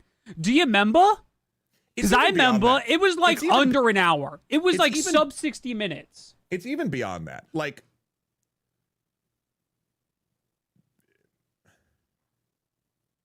because here's the thing. Tricking Darth Vader into saying slurs is awful. Right. But Darth Vader's not a real person. Also true. Correct. This is like, and look, I want to make it very clear. Stan Lee did, at the end of his life around then, sell his likeness to, I want to say, I'm trying to remember the company. Is it Kamikaze Entertainment or? No. There is another. He sold his likeness rights to do whatever they wanted with it to a company, but there's a couple different things with that, right? Cartoon Studios? Cartoon Studios. Everyone should be able to, with their own personal likeness, do whatever they want to do with it. And that does include sell it to companies. The problem is, especially someone later in life, there were, and again, we don't have time or the research to go into this, there were accusations of elder abuse with Stan Lee as he got up there in age, people sort of still using him like a mascot, and maybe he didn't fully understand exactly what was going on when things were signed or things like that. Like, there's a whole litany of stuff in that range. But also even beyond that, let's say for the sake of argument that Stan Lee was of sound-minded body and he sold his likeness rights to a company, you know, whatever, that he firmly believed in. He had a personal relationship. I'm making this up. This is not a true thing. I'm saying, what if, as a hypothetical, he knew the people that ran this company and believed in their mission of like keeping his spirit alive in a weird, in my opinion, ghoulish way, but like that was the goal. The problem is literally what we're seeing all around us is essentially consolidation, because eventually, no matter what, that company is either going to go out of business and then those rights are going to be sold to the highest bidder, or another company is just going to buy that company. And those new places might not have the things that Stan or anyone entering into one of these agreements would actually still believe in. Like, the second you sign that kind of thing away, yeah, even if it's for the best intentions, and even if the company running it has the best intentions, they're not going to be around for as long as that license will be. Also, it's going to turn dark. Yeah. Also, I think Grass has a really great point that I want to highlight. When he passed, this wasn't a thing. So the thing that he would have been agreeing to, even though the words could be applied to something like generative AI, yeah, would not have looked anything like this. It probably would have been like Stan Lee on like a big, non-interactive display doing like a selection of Stan Lee quotes, right? Would have been the understanding that he would likely have been given in 2018, but now it's this thing, which is totally different 7 years later, right? Yeah. And I just... And also, yeah, oh, sorry, Will. I, like, the raw commercialism of it, just like, okay, so like when you go to a convention and you pay to spend time like getting an actor or a writer or a personality's autograph, getting a selfie with them, in part you are supporting that person. That is one of the ways that those people make a living when they're not actively working in whatever industry you know them from. Once upon a time, I went to New York Comic Con when I was a youth, and I met James Marsters, who played Spike on Buffy the Vampire Slayer. And I paid $40 for an autograph picture, autograph thing with him. And I just ended up chatting with him for about 3 to 4 minutes. I don't love the concept of that. However, I'm going to say that, like, in that instance, I did feel like my money was valuable because he and I were chatting for quite a while. He seemed interested in what we were talking about. Felt like I actually made a connection, not a real connection, but a casual connection with an actual human being, to the point where it was just a nice interaction where I was like, okay, and I was happy to support that actual living human breathing person and their endeavors and what they are doing. Right. this is not that, No. right? Like, this is just like, give us money to stand next to our big tablet, right? Like, it's not. It is attempting to co-op a thing that is a real part of the convention experience, there's a separate conversation about whether or not that's a good thing to have as part of convention experiences, but it is part of the convention experiences, and now we're co-oping it and removing the actual human connection from it and saying, oh, this is just like that human connection, only synthetic, you should pay us money, right? Which It's is funny. like additionally gross and weird. This is not something that I would ever want to do, or like I go back to Darth Vader in Fortnite. What if at Disney D23 or whatever the convention is that Disney runs, they had a booth like this, but it's Darth Vader. And you go up and you talk to Darth Vader. I wouldn't be interested in it, but since it is a character that is not a real human being or was not a real human being, like I would be like, it's not for me, but like whatever. It's a theme park ride, right? Also, for those, I guarantee you it's cheaper to do it like with the Mechanical Turk. Like, it's way easier to do that, to do like the exact thing. 1,000%. Oh, I'm sorry, Will. Are you suggesting that nearly everything outside of research and medical things that AI is being used for, and possibly graphic design and some video stuff, that any of this sort of like trying to integrate AI into your day-to-day life actually is more expensive and more non-energy efficient and doesn't give you the same amount of actual help and or benefit that hiring a human being would be? Is that what you're saying? Yeah. Okay, cool. Yeah, they haven't figured out how to make it make money yet overall. Like this is not only that, but also like, I keep using the word ghoulish because like you're literally making a ghost dance. And it's like, and it's funny, we've seen on stages ghosts dancing. Right. And this is worse. This is worse. Also, I have a horrible idea. I have an awful, absolutely wretched, terrible idea. Are you ready for this, Matt? Let's go. 3 words, Disney related. Hall of Presidents. Okay. Done this way. Ooh. Right. I mean, then you're getting into another level of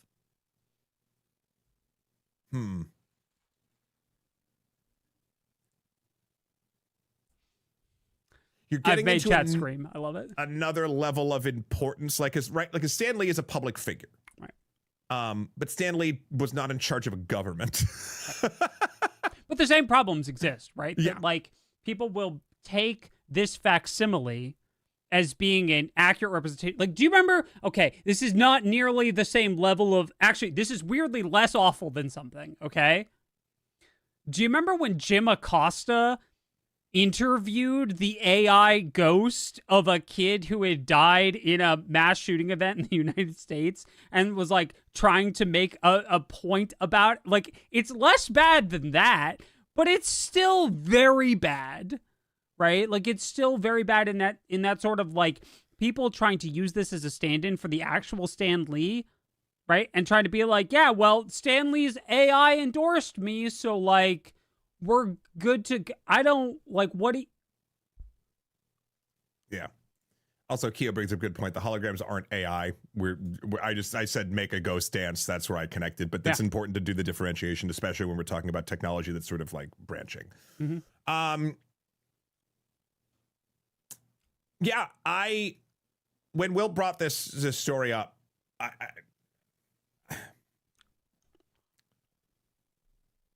I'm trying to think because okay, let's back up. Best faith argument. Who's the audience for this? Who wants to talk to the ghost, the fake ghost? Like who's excited? Like, because it's not okay. This is why I go back to Vader or a fake character. Okay, because kids would be excited to talk to Vader or be excited to talk to the Mandalorian or Grogu, or that trailer dropped. I haven't watched it yet today. I haven't either. But like, kids aren't excited to go talk to Stan Lee. So, okay, it's for adults. But are there enough adults that are excited to do this? I hope not. This seems like an incredibly expensive giant waste of both booth space and morality, or lack thereof. Yeah. And I understand people saying, like, do you know how many adults that are kids? Yeah, I get that. But like,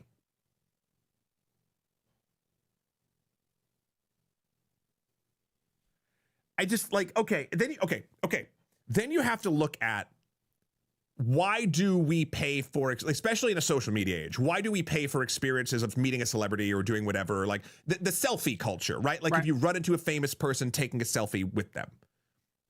I want to make it very clear. There's nothing wrong with this in general, but it is a way to make your social presence look a little shinier at this point, or make you feel good about, like, oh, I ran into, Chris Hemsworth or whatever, right? Like, that's what it is.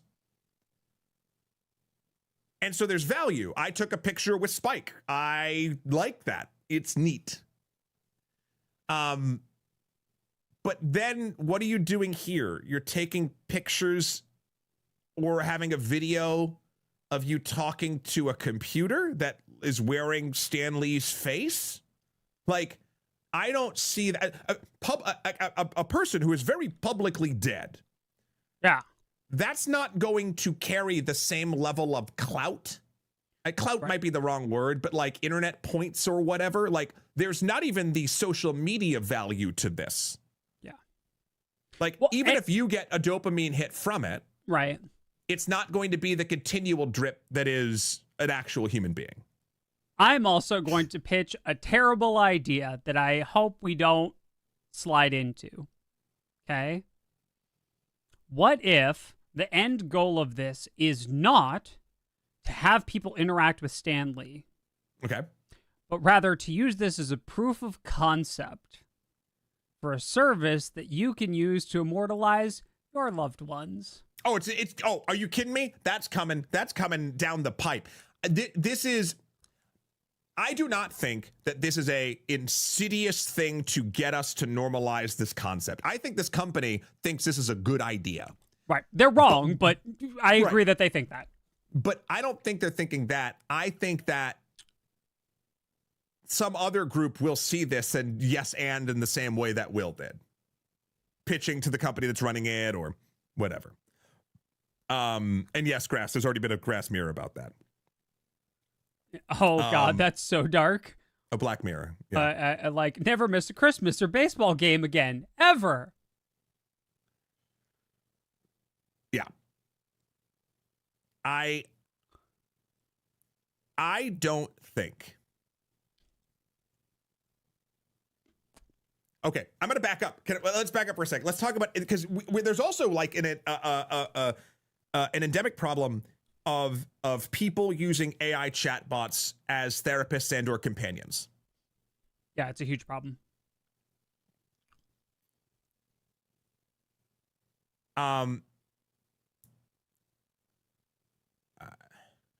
I think that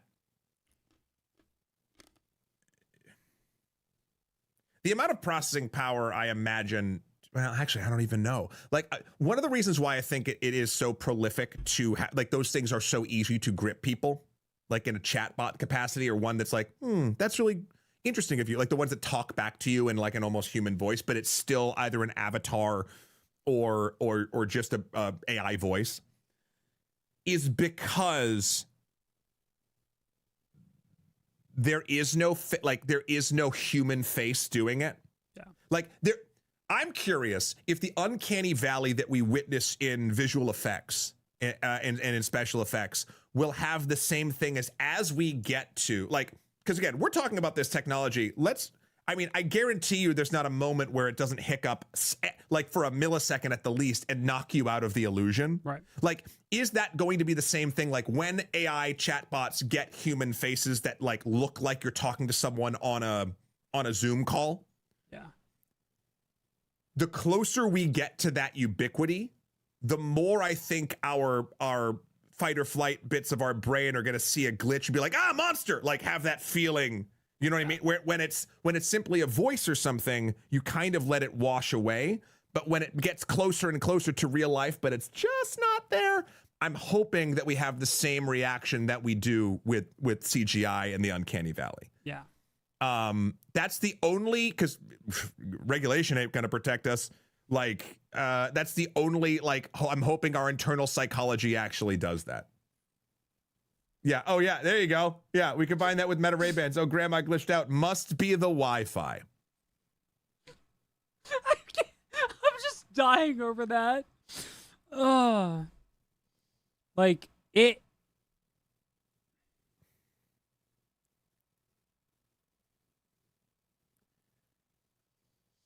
Yeah.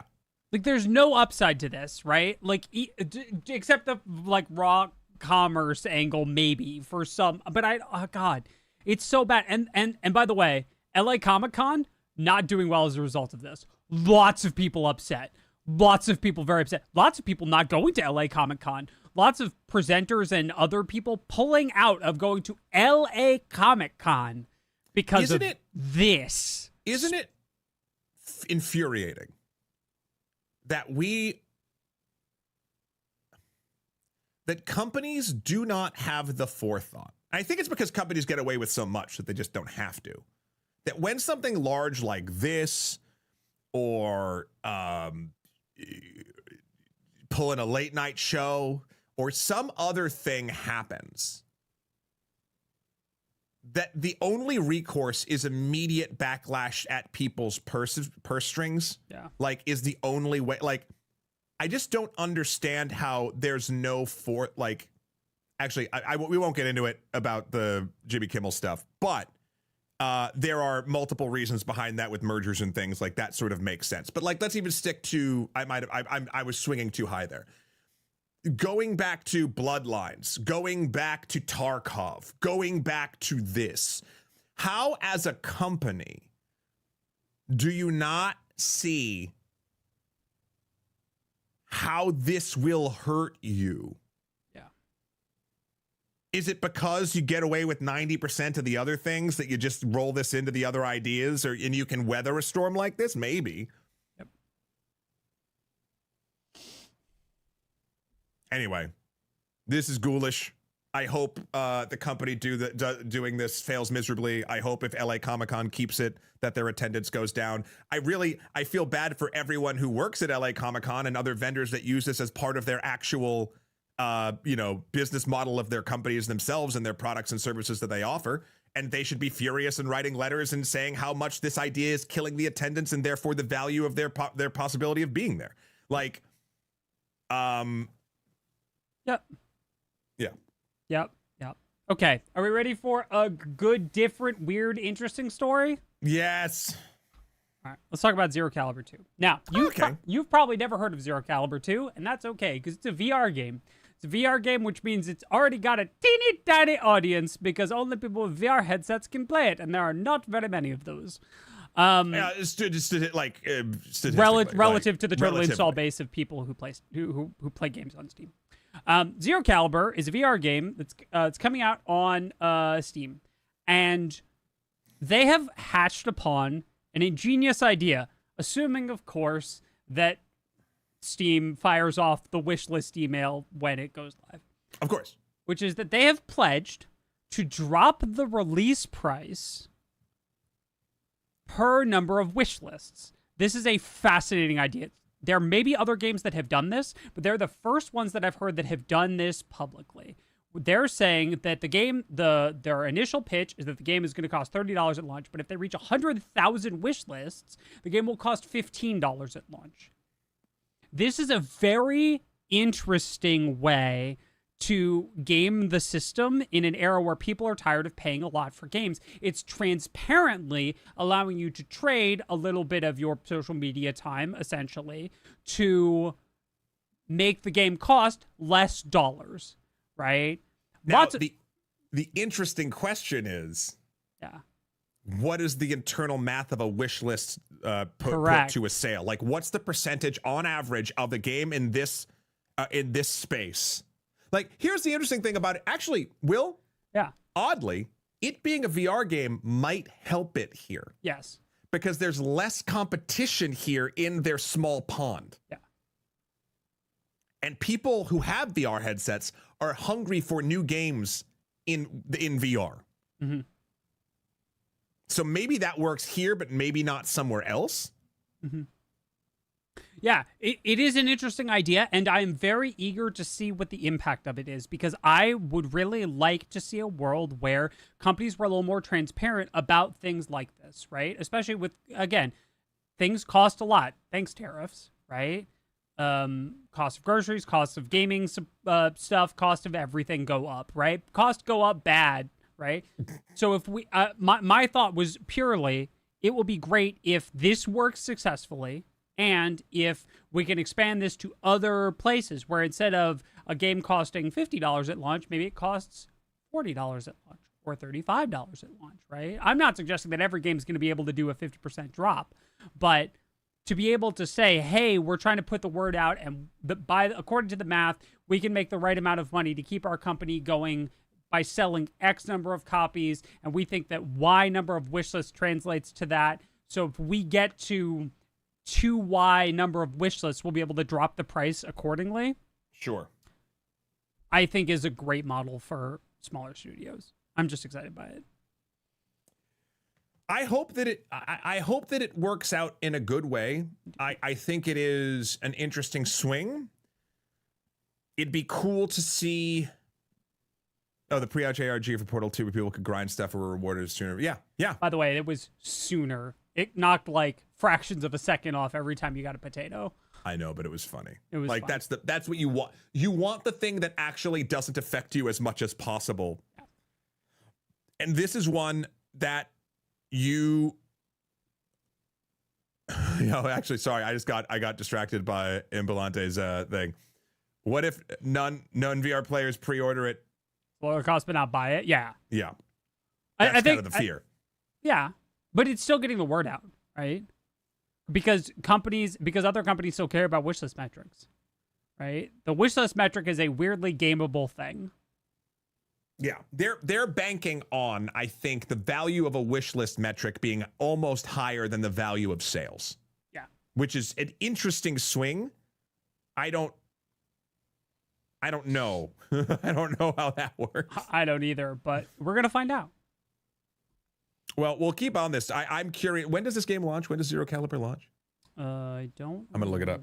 Yeah, and Lynn is correct. We got to talk about it, so I think it worked. Agreed. Uh-oh. What? Oh, Steam. Here we go. Q3 2025. Because I was like, Zero Caliber 2 launched on the MetaQuest platform August 1st, 2024. Yeah, no. But it's getting its Steam release. Yeah. I guess it's a remaster too. Yeah. Technically. I mean, yeah. Going off the Quest and onto PC is a pretty big jump in processing power. Yeah. Okay, I think that does it for our episode today. I know it was a little all over the place. I know we had a lot of stories about digital ghosts. I'm sorry for all the digital ghosts. Get a digital exorcist. Splash some digital holy water on all of your devices. Keep the digital ghosts away. Something that I want to make it very clear is when we go into the tech side of this, of gaming and tech news on Games for Breakfast, it is always coming from a place that we believe will affect the gaming industry at a certain point down the line. I know we don't always say it. Yeah. But every one of these stories, even down to the smart fridge, due to how they're going to implement ads across different things, it all trickles into gaming. Yeah. It does. Um, It might not be obvious like at the rip, but I'm always looking at these from a gaming angle, and because I think it broadly, like when I'm prepping these, it's always because I can see how this is going to be like advertisements on your PlayStation that play when you let your PlayStation go to sleep with your TV on. yeah. Right? It's not that far off. So anyway, I guess the last thing, the only thing left to do, Will, after this lovely conversation we've had with Brad and Janet and Rocky, please, everybody, message us on Blue Sky.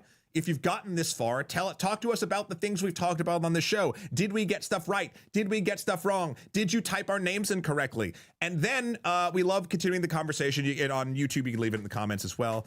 Yeah, because there's a lot going on, Will. There's a lot. But do you know what's going on right after this, Matt? What? Shaw!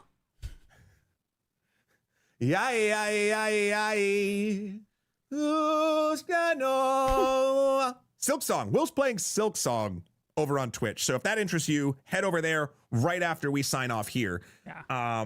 And you're in Act 2. You're late Act 2, mid Act 2? Late Act 2. We're gonna be heading towards the completion of the quest that we've been told is the main body of Act 2. Cool. All right. Well, there you go. And before we do that, we will leave you with our same sign off we do every week. Of course, we do this to maintain community and make sure that you all feel like you're a part of the show, because you know exactly how every show is going to end, because it never, ever, ever, ever changes. So with that, we're going to do our traditional play the ad for the original Where's the Beef commercial, just for you on my phone. That's what we're doing. We're just going to do, can you see it? Thank you for watching. Where's the beef? Where's the